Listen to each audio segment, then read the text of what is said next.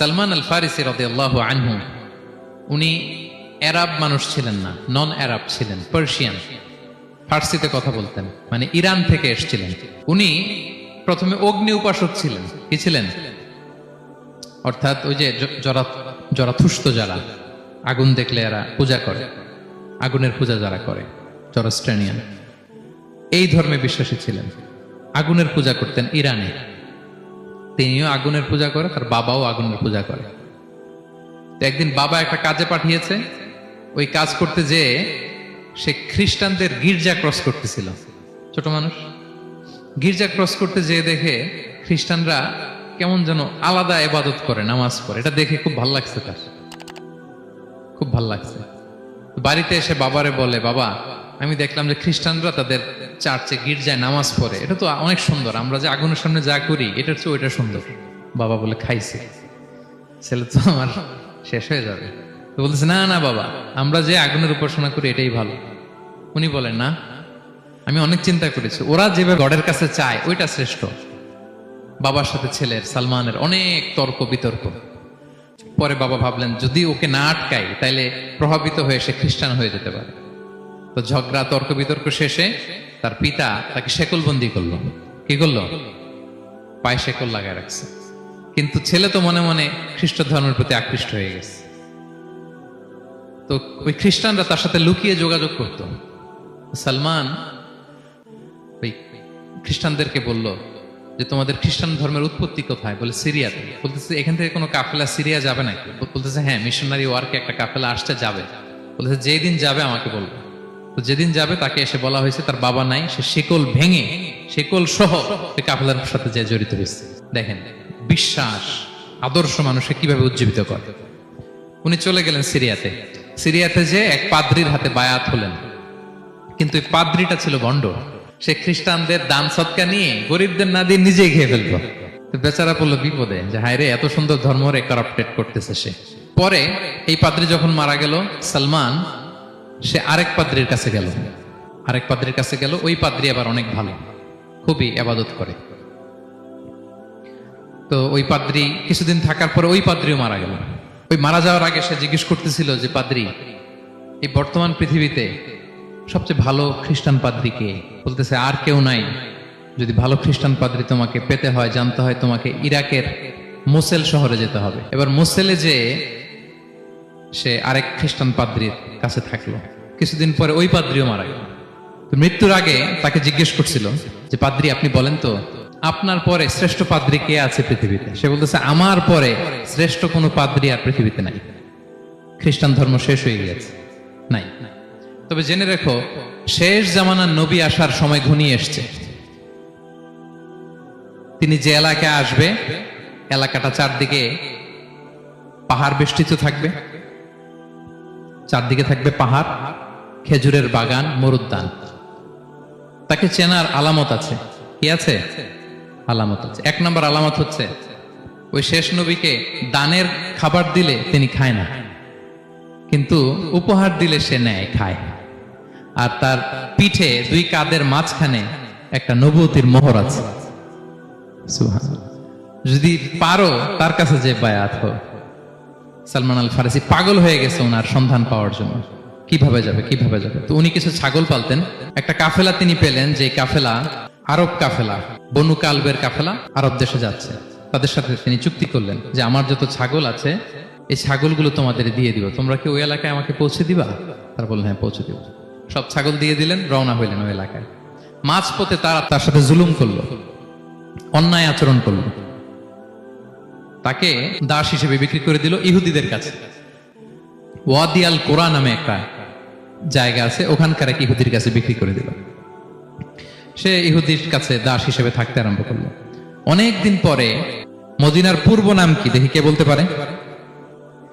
হ্যাঁ, মাশাআল্লাহ। তো মদিনার পূর্ব নাম হচ্ছে ইয়াসরিব।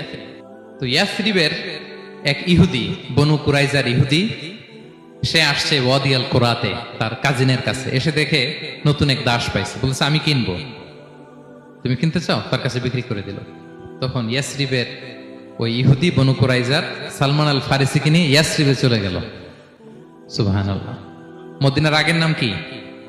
বিষ্ণু ইসলাম মক্কা থেকে হিজরত করে কিছুদিন পরে কই যাবেন? সত্যের অনুসন্ধানে যদি আপনি হন, সত্য আপনি পাবেনই, সত্যের কাছে আপনি পৌঁছাবেনই, এতে কোনো সন্দেহ নাই। দেখেন বিষ্ণু ইসলাম ওই এলাকায় আসবেন, আসার আগে আল্লাহ তাআলা সালমানকে নিয়ে ওখানে পৌঁছায় দিয়েছে। তিনি ওখানে থাকলেন, দীর্ঘদিন থাকলেন, খেজুর বাগানে তিনি কাজ করেন আর অপেক্ষা করেন যে কবে বিষ্ণু ইসলাম আসবেন। একদিন তিনি খেজুর গাছের উপরে কাজ করতেছেন, হঠাৎ ইহুদিরা বলা বলি করতেছে, আজকে ওই মক্কা থেকে কোন এক লোক নাকি আসছে কোবা পল্লীতে, সবাই বলে সে নাকি নবী, সবাই বলে সে নাকি। এই কথা শুনে উনি খুশিতে ওই খেজুর গাছ থেকে ধপাস করে নিচে পড়ছে। নিচে পড়ে মালিককে বলতেছে, কে আসছে কে আসছে। এই কথা শুনে মালিক রেগে মেগে তাকে মারতে আরম্ভ করলো, যে তোমার জেনে কি লাভ, যাও এখান থেকে। তার মানে সুবহানাল্লাহ, সালমান আল ফারিসি তিনি জেনে গেলেন যে বিষ্ণু ইসলামের আগমন ঘটেছে। আপনারা জানেন যে হিজরতের যে রুটটা, বিষ্ণু ইসলাম সরাসরি ইয়াসরিবে বা মদিনায় না ঢুকে প্রথমে কুবাতে ঢুকেছিলেন, কুবা পল্লীতে কিছুদিন ছিলেন, মসজিদে কুবা নির্মাণ করেছেন। তো তিনি তো সত্যের সন্ধানী হয়ে পাগল, আল্লাহর কাছে সবসময় দোয়া করতেন, আল্লাহ সেই আখির জামানার নবীর সন্ধান যেন আমি পাই। সালমান আল ফারিসি রাদিয়াল্লাহু তাআলা আনহু, ওই যে তার পাদ্রীর শিখিয়ে দেয়া যে আলামত, তিনি দেখলেন ঠিকই তো ইয়াসরিবের দুই দিকে হাররা আছে, মানে পাহাড় বেষ্টিত, আবার খেজুরের বাগান আছে। এবার তিনটা যে আলামত দিয়েছিল, ওই আলামত চেক করার জন্য কিছু খেজুর নিয়ে কুবায় চলে গেলেন। কুবায় যেয়ে দেখেন বিষ্ণু ইসলাম সাহাবাদের নিয়ে বসা। তো তিনি বিষ্ণু ইসলামের সাথে পরিচিত হয়ে বললেন, এই যে কিছু সাদাকার খেজুর আমি আপনার জন্য এনেছি, নেন। বিষ্ণু ইসলাম বললেন, ওই যে ওদেরকে দাও, ওই যে গরিব সাহাবারা, ওদেরকে দাও। বিষ্ণু ইসলাম খেলেন না, সে মনে মনে বলতেছে, এই তো একটা পেয়ে গেছে, একটা পেয়ে গেছে। উনি কিন্তু খায় নাই, ধরেও নাই, বলতেছে যে ওদেরকে দাও। দিল, সাহাবারা খেল। এরপর বিষ্ণু ইসলাম কুবা থেকে মদিনায় চলে গেলেন। তখন মদিনার নাম হয়নি, ইয়াসরিবে গেলেন।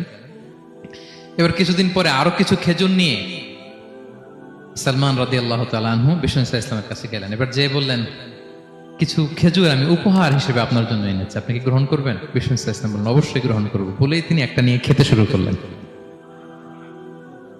খেলেন এবং বিতরণ করলেন। মহা খুশি, এই তো পেয়ে গেছি দুইটা সাদাকার খেজুর, বলেছি ধরেও নাই, খায় নাই। যখনই বললাম উপহার, খেয়েছে। এবার বাকি রইল কয়টা? সেটা কি? নবুয়তের সিলমোহর, দ্য সিল অফ প্রফেসি। এটা তো দেখা এত সহজ না, যদি এদিকে থাকে, জামা পরে থাকলে দেখা যাবে? তো এটার জন্য প্রায় যায়, কিন্তু ব্যাটে বলে হয় না, ট্রাই করে কিন্তু দেখা যায় না। একদিন তিনি গেলেন, এবং এটার জন্য তো পিছে পিছে থাকতে হবে, কি বলেন? কথা নেই বার্তা নেই, হুট করে পিছু পিছু ঘোরা যায় নাকি কারো? একদিন একটা উপলক্ষ তৈরি হলো, সেটা কি? বিষ্ণু ইসলাম, এক সাহাবী মারা গেলেন বাকি উল গারকাদে, মানে যেটাকে আমরা জান্নাতুল বাকি বলি, ওই কবরস্থানে ওই লাশ নিয়ে যাচ্ছে, সবার সাথে সাথে বিষ্ণু ইসলামও যাচ্ছে। তো এখন তো একটা সুযোগ, পিছনে পিছনে যাওয়া যায়, কি বলেন? এইবার সালমান এসে পিছু ছাড়ে না, নবীজির পিছনে পিছনে যায়, কিন্তু স্বাভাবিক যাওয়া না। একটা আছে সিম্পলি হাঁটা, এরকম না, একবার এদিকে যায়, একবার ওদিকে যায়, একবার এদিকে যায়। আর অন্য সাহাবারা মনে মনে ভাবে, ঘটনা কি, এরকম করে কেন লোকটা? কিন্তু বিষ্ণু ইসলাম তো জানেন কেন এরকম করতেছে, ঠিক কিনা বলেন? বিষ্ণু ইসলাম সেদিন দুইটা চাদর পরেছিলেন, একটা নিচে আর একটা উপরে, নিচে লুঙ্গি আর একটা চাদরটা দিয়ে গা ঢেকেছিলেন। বিষ্ণু ইসলাম ইচ্ছে করে পিঠের চাদরটা একটু নিচের দিকে নামালেন, যাতে করে সে যেটা খুঁজতেছে ওটা দেখে ফেলে। বিষ্ণু ইসলাম চাদরটাকে একটু করে নিচে নামালেন, নামানোর সাথে সাথে তিনি দেখলেন দ্য সিল অফ প্রফেসি, মাহরুন নবুয়া। দেখার সাথে সাথে সালমান আল ফারিসি চিৎকার দিয়ে বিশ্বনবীকে জড়িয়ে ধরলেন এবং ওই জায়গাটাতে দুই ঠোঁট দিয়ে চুমু খেলেন, কাঁদতে শুরু করলেন। বিষ্ণু ইসলাম বললেন, কেন কাঁদো তুমি? এতক্ষণ আমি আপনাদেরকে যা শোনালাম, সালমান পুরো ঘটনাটা বিষ্ণু ইসলামের কাছে বর্ণনা করলেন। বললেন, ইয়া রাসূলুল্লাহ, এই জন্য কাঁদি, আমি ছিলাম অগ্নি উপাসক, সত্যের সন্ধানে আমি খ্রিস্ট ধর্ম গ্রহণ করেছি। 3 খ্রিস্টান পাদ্রী শেষ করে সর্বশেষ যে ভালো পাদ্রীটা, উনি বলছে যে উনি মরার পরে আর কেউ ভালো পাদ্রী নাই, আখির জামার পায়গাম্বার আগমনের সময় এসেছে। পাহাড়ি এলাকা, চারদিকে খেজুর বাগান, এরকম জায়গায় উনি আসবে। আর 3টা সাইন বলেছে, উনি সাদাকা খায় না, উপহার নেয়, খায়, আর তার পিছনে থাকবে মাহরুন নবুয়া, নবুয়তি সিল। সুবহানাল্লাহ। বিষ্ণু ইসলাম খুশি হলেন, তাকে শাহাদা পড়ালেন এবং বললেন যে, তোমার এই দাসত্ব থেকে মুক্তির জন্য কি লাগবে? সে বলে যে, আমার চুক্তি হয়েছে 300 খেজুর গাছ লাগবে। কয়শো? বিষ্ণু ইসলাম বললেন, কে আছো তোমাদের ভাইকে সাহায্য করবা? কেউ 20টা, কেউ 30টা, কেউ 40টা। সব সাহাবারা ডোনেট করে 300 খেজুর দিয়ে দিলেন, খেজুরের গাছ হয়ে গেল। আর 40 গ্রাম স্বর্ণ, এটাও দিতে হবে। তো কোন এক যুদ্ধে বিষ্ণু ইসলাম একটা ছোট্ট স্বর্ণের টুকরে পেয়েছিলেন, বললেন যাও এটা নিয়ে ওজন দাও, ওজন দিলে দেখবা হয়ে গেছে। ওইটা নিয়ে ওজন দেয়া হলো, দেখা গেল মুহূর্তে একেবারে সমানে সমানে 40 গ্রাম হয়ে গেছে। সালমান আল ফারিসি রাদিয়াল্লাহু তাআলা আনহু তারপর থেকে মৃত্যুর আগ পর্যন্ত বিষ্ণু ইসলামের সাথে ছিলেন, সবগুলো যুদ্ধে অংশগ্রহণ করেছেন। এবং 5ম হিজরিতে ওই যে পরীক্ষা খননের কথা আমরা জানি না, দ্য ব্যাটল অফ ট্রেন্চ, এই বুদ্ধিটা আসছিল সালমান রাদিয়াল্লাহু তাআলা আনহুর মাথা থেকে। এটা হচ্ছে ওনার ব্রেন চাইল্ড। কারণ আরব দেশে এরকম পরীক্ষা খনন করার ট্রেডিশনই ছিল না। উনি তো আরব দেশের না, আসছে পারস্য থেকে। ওনার এই বুদ্ধি পরামর্শ নিয়ে বিষ্ণু ইসলাম 5ম হিজরিতে পুরো মদিনার চারদিকে খনন করে এই পরীক্ষা করেছিলেন।